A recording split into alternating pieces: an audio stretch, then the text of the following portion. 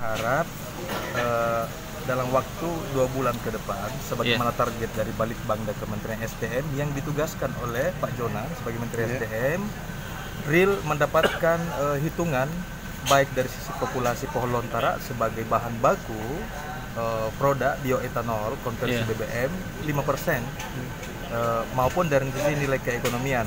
Tapi tadi yang berkembang di rapat dengan seluruh perwakilan masyarakat, baik dari NU, Muhammadiyah, kemudian BKPRMI, dengan pengurus-pengurus organisasi yang diundang, kurang lebih ada sekitar 18 organisasi, rata-rata memberikan masukan bahwa selain faktor keekonomian juga diperhitungkan atau dihitung dari sisi dampak sosial masyarakatnya.